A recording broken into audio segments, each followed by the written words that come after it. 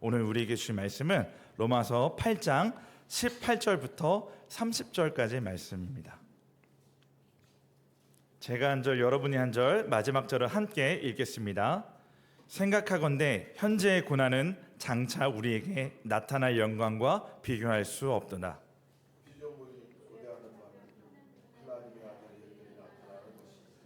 피조물이 허무한데 굴복하는 것은 자기 뜻이 아니요 오직 굴복하게 하시는 이로 말미암음이라.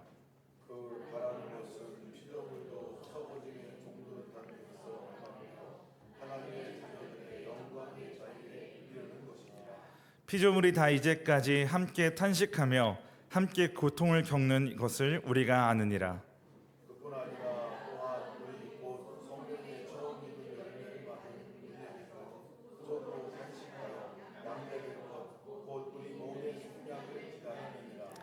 우리가 소망으로 구원을 얻었음에 보이는 소망이 소망이 아니니 보는 것을 누가 바라리요.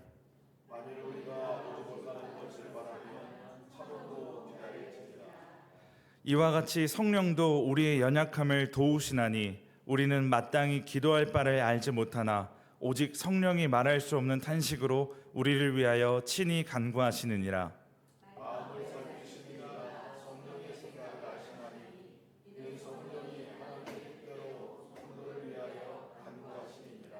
우리가 알거니와 하나님을 사랑하는 자 곧 그의 뜻대로 부르심을 입은 자들에게는 모든 것이 합력하여 선을 이루느니라.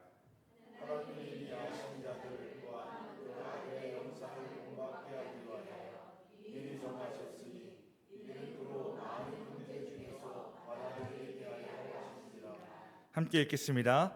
또 미리 정하신 그들을 또한 부르시고 부르신 그들을 또한 의롭다 하시고 의롭다 하신 그들을 또한 영화롭게 하셨느니라. 아멘. 네, 여러분은 구원의 확신을 항상 갖고 살아가십니까?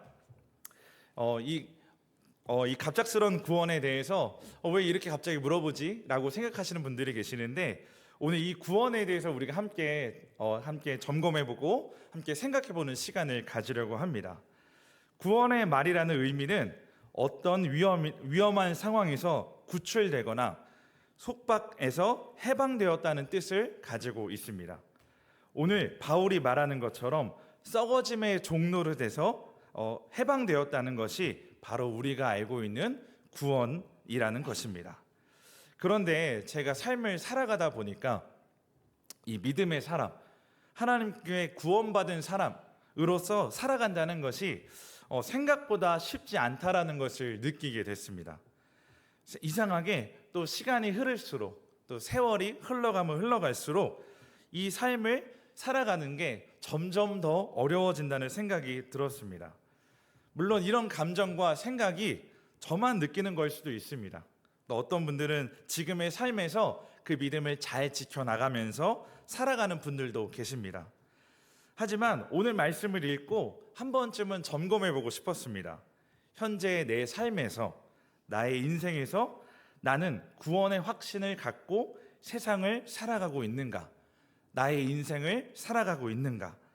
구원의 확신을 갖고 있는 그 사람의 삶은 어떠한 삶인가? 이런 질문들이 생각나게 됐습니다. 그래서 오늘 말씀을 읽으면서 묵상한 것들을 함께 나누어 보려고 합니다. 먼저 바울은 구원받은 그리스도의 삶을 이렇게 말합니다. 24절, 25절 말씀입니다. 우리가 소망으로 구원을 얻었음에 보이는 소망이 소망이 아니니 보는 것을 누가 바라리요. 만일 우리가 보지 못하는 것을 바라면 참음으로 기다릴지니라. 보이지 않는 것을 참음으로 기다리는 것, 저는 이 문구에 집중하게 됐습니다. 우리는 보이지 않는 것보다 보이는 것에 더 많은 관심과 마음을 집중하게 됩니다. 왜냐하면 보이는 것을 우리는 대부분 꿈, 허상 혹은 상상 이렇게 부르기 때문입니다. 그래서 보이지 않는 것을 가지고 살아간다는 것이 쉽지 않고 눈앞에 보이는 것을 더 생각하게 되기 마련입니다. 그것이 때로는 재정이 될 수도 있고 또 진급이 될 수도 있고 자녀의 문제, 또 가정의 문제가 될 수도 있습니다. 그래서 우리의 소망이 하나님이 아닌 세상의 것에 더 집중되고 생길 때도 있습니다. 그래서 우리는 하나님, 나 이것만 있으면, 하나님, 나 이것만 해결되면, 하나님, 제가 이렇게만 되면 저 하나님 더 믿을 수 있을 것 같습니다. 이렇게 생각할 때가 있기도 하는 것이죠. 세상은 우리가 눈으로 보는 것들, 삶의 어려운 문제나 환경을 가지고 믿음을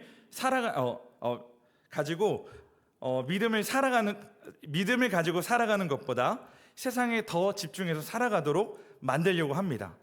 궁극적으로는 믿음을 지키는 일, 그것은 하찮은 일이고 보잘것없는 것처럼 여기도록 만들려고 하는 것이죠. 믿음이 약한 우리는 때때로 그 유혹에 넘어질 때도 있습니다. 우리의 삶에 늘 고난이 닥치면 그것을 해결하실 분으로 하나님을 의지하게 됩니다. 물론 잘못된 것은 아니죠. 하지만 하지만 그 의존도가 어디에 있는지 우리가 한 번쯤 점검해 봐야 된다는 것입니다. 정말 나를 구원하신 그 하나님이 내 계획과 내 뜻과 전혀 맞지 않게 일하신다 할지라도 그분을 신뢰하며 의지할 수 있는지, 혹은 요술램프의 지니처럼 나의 소원과 나의 생각과 나의 뜻에 딱 알맞게 일하기 바라는 마음에 의지하고 있는지 우리가 점검해 봐야 된다는 것입니다. 몇 년 전에 저희 가정이 크게 사기를 당한 적이 있습니다. 사기를 당하기 며칠 전에 양가 어머니들이 동시에 아프셔서 비슷한 시기에 병원에서 시술을 받으셔야 될 상황이 오게 됐습니다. 이 소식을 듣고 양쪽 집안의 맞이였던 저와 저의 아내 둘 다 어머니들을 좀 재정적으로 도와드리고 싶은데 현실적으로는 쉽지가 않아서 마음에 부담이 좀 있었습니다. 그래서 어떻게 하면 도와드릴 수 있을까? 어떻게 하면 이것을 해결할 수 있을까? 그렇게 생각하고 있을 때 제가 없는 낮에 아내에게 한 통의 전화가 걸려옵니다. 그 전화는 바로 투자 사기였습니다. 이 절박한 상황을 놓고 사단이 아주 교묘한 시기에 그 시간에 딱 정확하게 전화가 오게 한 겁니다. 아내가 이 전화를 받고도 찜찜한 걸 알면서도 양가 이들을 생각하다가 보니까 그 가지고 있던 얼마 안 되는 돈이었지만 저희한테 큰 재산이었는데 그 재산을 홀라당 다 넘겨주게 되었습니다. 아내가 저보다 훨씬 더 똑똑한데도 불구하고 상황이 이렇게 절박하게 되니까 그냥 그렇게 넘어가게 되더라고요. 나중에 아내한테는 괜찮다고 이야기했지만 사실 제 마음은 그렇지 않았습니다. 그 이후부터 계속해서 생각하고 집중하게 된 것이 바로 재정에 대한 것이었습니다. 어떻게 하면 안정적인 삶을 살 수 있을까? 어떻게 하면 이 어머니들, 저희 아픈 양가의 어머니들을 어떻게 도와드릴 수 있을까? 계속 그 생각만 하게 된 것입니다. 결국 그렇게 해서 생각하게 된 것이 뭐였냐면 복권이었습니다. 너무나 터무니없는 생각인데 그 절박한 순간에 생각할 수 있었던 게 이것밖에 없었던 겁니다. 이것만 되면 내가 안정적으로 살 수 있어. 이것만 되면 우리 엄마들, 우리 부모님들 다 도와드릴 수 있어. 이런 생각을 하게 됐습니다. 그렇게 복권을 긁었는데 결과는 어땠을까요? 당연히 안 됐죠. 네. 있으면 여기 없었겠죠? 네.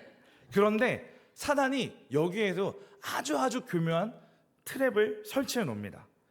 맞춰야 되는 그 자리들 중에, 정확하게 맞춰야 되는 그 자리들 중에 가운데 그 딱 한 숫자만 틀리고 나머지는 다 맞췄어요. 그렇게 되니까 태어나서 처음 해보는 복권이 이렇게 되니까 큰 아쉬움으로 남도록 만든 겁니다. 그래서 이 복권에 대해서 계속해서 묵상하도록 사단이 여기에 집중할 수 있도록 제 마음을 그렇게 바꿔놓은 것이죠. 이렇게 우리는 하나님만 바라보고 하나님만 의지한다고 하나님만 그렇게 이야기하지만 우리가 정말 절박하고 긴박한 상황에서는 우리가 그 믿음을 지키기가 너무나 쉽지 않습니다. 지금 내 눈앞에 보인 문제, 내가 지금 겪고 있는 이 상황, 이 고난, 이 너무나 심각한 상황이 되면 우리는 하나님께 의지하기보다 우리의 힘으로, 우리의 능력으로 이것을 어떻게든 해결해 보려고 하는 것이 우리의 모습이 되는 것이죠. 그러나 하나님은 이러한 우리의 연약함을 이미 다 알고 계십니다. 우리가 유혹에 넘어질 것도 알고 계시고 갈피를 알 수가 없어서 방황하고 헤매이고 있을 때도 이미 주님은 다 알고 계십니다. 그래서 성령님을 통해서 우리를 중보하게 하십니다. 오늘 본문 26절과 27절 말씀에 이렇게 기록되어 있습니다. 이와 같이 성령도 우리의 연약함을 도우시나니 우리는 마땅히 기도할 바를 알지 못하나 오직 성령이 말할 수 없는 탄식으로 우리를 위하여 친히 간구하시느니라. 마음을 살피시는 이가 성령의 생각을 아시나니 이는 성령이 하나님의 뜻대로 성도를 위하여 간구하심이라. 아멘. 이 말씀은 하나님이 우리 안에 주신 특별한 안전장치가 있다라는 증거를 보여주시는 겁니다. 우리가 예수님을 믿기로 고백한 그 순간부터 우리를 죄에서 구원해 주셨는데 다시 그 죄에 빠지지 않도록, 그 죄 가운데로 들어가지 않도록 하나님이 안전장치를 걸어두셨다는 겁니다.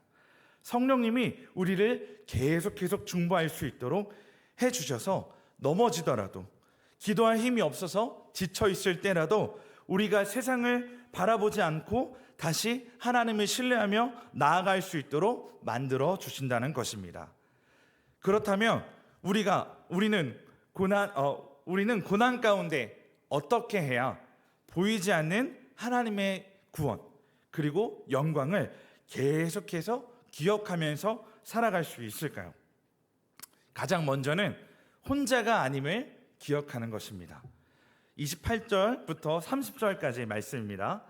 우리가 알거니와 하나님을 사랑하는 자 곧 그의 뜻대로 부르심을 입은 자들에게는 모든 것이 합력하여 선을 이루느니라. 하나님이 미리 아신 자들을 또한 그 아들의 형상을 본받게 하기 위하여 미리 정하셨으니 이는 그로 많은 형제들 중에서 맏아들이 되게 하려 하심이라. 또 미리 정하신 그들을 또한 부르시고 부르신 그들을 또한 의롭다 하시고 의롭다 하신 그들을 또한 영화롭게 하셨느니라. 아멘. 그의 뜻대로 부르심을 입은 자들, 미리 정하신 그들, 우리는 이것에 한 번 더 집중해 봐야 합니다. 우리가 지금 겪고 있는 고난은 누가 더하고가 없이 똑같이 힘들고 어렵고 고통스럽습니다. 그런데 그 가운데 우리가 소망을 얻을 수 있는 것은 이 모든 여정을 나 혼자 겪고 견디는 것이 아니라 내가 믿기로 한 그분이 함께하고 또 그분이 우리에게 주신 성령님과 함께하며 그분이 세우신 공동체를 통해서 중보하게 하셔서 결코 나 혼자 이 고난을 겪지 않도록, 이 소망이 흔들리지 않도록 붙들어 주신다는 말씀을 오늘 말씀을 통해서 다시 한번 깨닫게 하시고 약속하시는 것입니다. 오늘 우리가 읽은 본문 다음에는 이런 말씀들이 나옵니다. 로마서 8장 35절부터 39절 말씀입니다. 누가 우리를 그리스도의 사랑에서 끊으리요? 환난이나 곤고나 박해나 기근이나 적신이나 위험이나 칼이랴. 기록된 바 우리가 종일 주를 위하여 죽임을 당하게 되며 도살당할 양같이 여김을 받았나이다 함과 같으니라. 그러나 이 모든 일에 우리를 사랑하시는 이로 말미암아 우리가 넉넉히 이기느니라. 내가 확신하노니 사망이나 생명이나 천사들이나 권세자들이나 현재일이나 장래일이나 능력이나 높음이나 깊음이나 다른 어떤 피조물이라도 우리를 우리 주 그리스도 예수 안에 있는 하나님의 사랑에서 끊을 수 없으리라. 아멘. 우리가 하나님께 의롭다함을 칭함받게 되면, 우리가 하나님의 자녀가 되어지면 그 어떤 것도 그 사랑에서 끊을 수 없고 정죄할 수도 없고 사망도 생명도 천사도 그 어떤 것도 하나님과의 사랑에서 끊을 수 없다, 이렇게 말씀하고 계시는 겁니다. 그런데 우리가 이것을 어떻게 믿으며 살아갈 수 있을까요? 이것을 어떻게 신뢰하며 이 믿음을 끝까지 지켜나갈 수 있을까요? 사단은 끊임없이 내가 혼자 있는 것처럼 느끼게 하고, 믿음을 가지고 세상에서 살아가는 게 꼭 세상을 역행하는 것처럼, 혹은 뒤떨어지는 것처럼, 혹은 쉽게 말해 루저처럼 사는 사람처럼 여기도록 만드는데, 어떻게 해야 이 시험을 우리가 넉넉히 이길 수 있을까요? 34절에 이렇게 기록되어 있습니다. 누가 정죄하리요? 죽으실 뿐 아니라 다시 살아나신 이는 그리스도 예수시니 그는 하나님의 우편에 계신 자요 우리를 위하여 간구하시는 자신이라. 우리를 사랑하시는 예수님이 우리를 위해 계속해서 중보하고 계신다는 것을 믿으면 된다는 것입니다. 그런데 이 중보가 우리가 알고 있는 그냥 단순한 중보가 아닙니다. 공감에서 우러나오는 그런 중보 기도입니다. 저의 이 오른쪽 손을 보시면 왼손하고 좀 다른데 비교가 되세요? 네. 새끼손가락이 쫙 안 펴집니다. 네. 이게 왜 그러냐면 제가 한번 부러진 적이 있었어요. 이 마디가 부러져서 새끼손가락 마디가 부러지고 이 뒤로 밀려서 이제 수술을 받아서 깁스를 3개월 동안 해야 되는 상황에 있었습니다. 이 3개월 동안 치료를 받으면서 많이 불편했어요. 오른손이니까 손으로 글씨 쓰는 것, 또 밥 먹는 것, 이것도 불편하고 씻는 것도 불편했습니다. 왜냐하면 이 뼈를 지탱을 하려면 지탱 장치가 필요한데 그 지탱 장치는 철심이었거든요. 이렇게 박아서 이 뼈를 계속 밀어내줘야 알맞게 붙을 수 있기 때문에 이 철심을 박아놨었습니다. 그래서 이 깁스를 하고 철심을 받고 하고 그렇게 3개월 동안을 살아가니까 이것저것 쉽지 않은 것들이 많았습니다. 또 가려워서 긁지도 못하고, 또 옷을 입을 때도 혼자서는 입을 수 없으니까 여러모로 불편한 점들이 있었죠. 나중에 깁스를 풀고 나니까 너무나 시원하고 좋았습니다. 하지만 그 다음에 뭐가 남아 있었을까요? 바로 재활 훈련이었어요. 생각보다 쉽지 않았습니다. 굳어있던 뼈와 굳어있던 근육을 움직이게 만드는 것이 쉽지 않더라고요. 손만 이렇게 재활 치료하는데도 땀이 뻘뻘 날 정도로 그렇게 치료를 받았습니다. 그리고 나서 시간을 흐르고 나니까 주변에 깁스한 사람들을 보면 감이 오는 겁니다. 아, 저 때 진짜 힘들겠다. 아, 저럴 때 진짜 고생했지. 아, 너무 가렵겠는데? 등등 어느새 그 깁스한 분들의 공감이 되기 시작하는 것이죠. 그런 분들이 기도 제목을 나누어 주거나 혹은 기도해 달라고 요청하면 어떨 때는 그 다른 때보다 기도가 더 잘 되기도 합니다. 왜 그럴까요? 느낌을 아니까. 그죠? 그 느낌을 알게 되니까.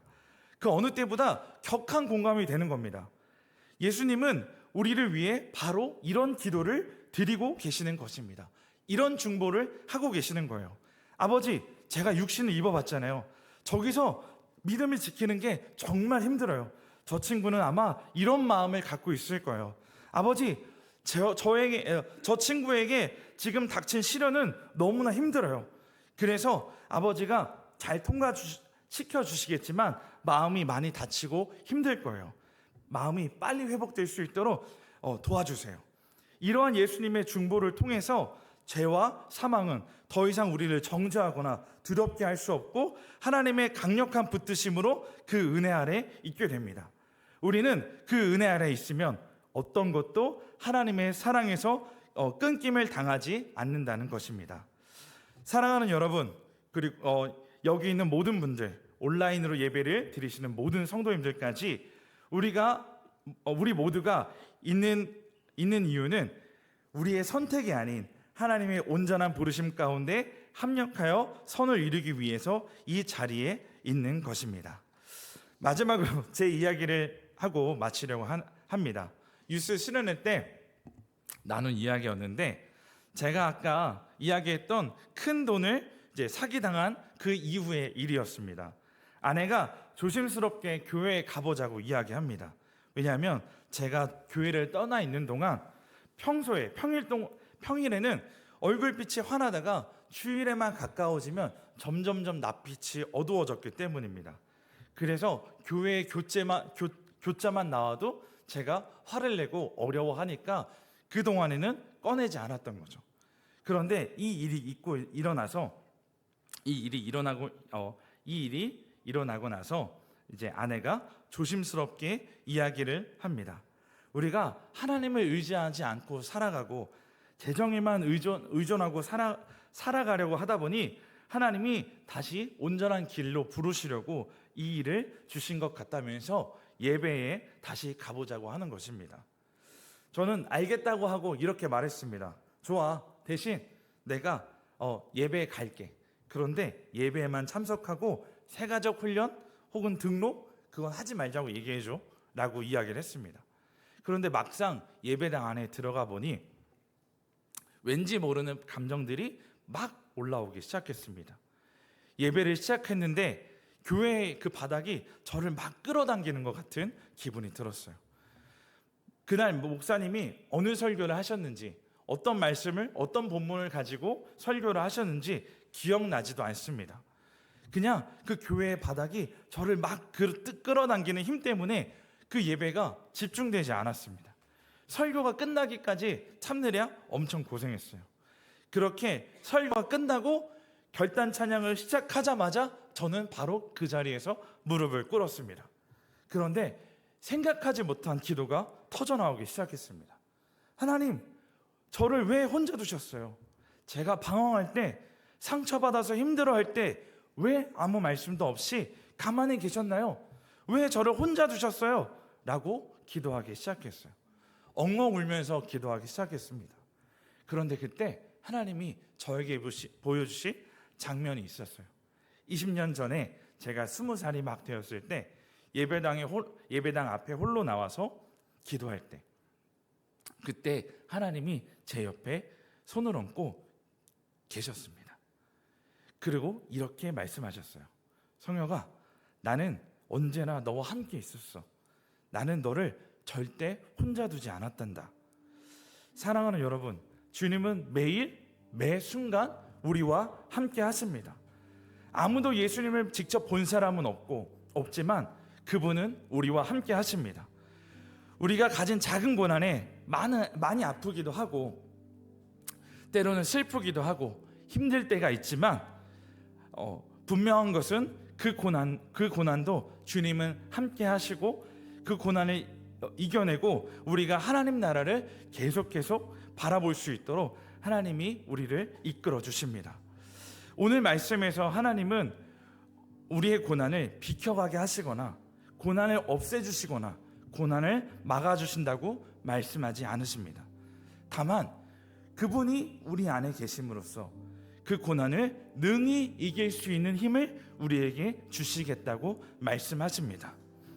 고난을 이길 수 있는 비밀을 우리에게 말씀을 통해서 알려주시는 것입니다. 다시 한번 말씀드리지만 하나님은 절대 우리를 혼자 두지 않으십니다. 우리를 주님을 바라보지 못하는 그때에도 하나님은 계속해서 우리를 붙들고 계십니다. 혹시 지금 말하지 못할 그 고통, 절망, 아픈 가운데 계신 분들이 계시다면 오늘 말씀을 다시 한번 읽고 주님께서 부어주시는 새 힘을 얻으시기를 바랍니다. 로마서 8장 37절에서 39절 말씀을 다시 한번 읽고 우리가 함께 기도하겠습니다. 그러나 이 모든 일에 우리를 사랑하신 이로 말미암아 우리가 넉넉히 이기느니라. 내가 확신하노니 사망이나 생명이나 천사들이나 권세자들이나 현재일이나 장래일이나 능력이나 높음이나 깊음이나 다른 어떤 피조물이라도 우리를 우리 주 그리스도 예수 안에 있는 하나님의 사랑에서 끊을 수 없으리라. 아멘.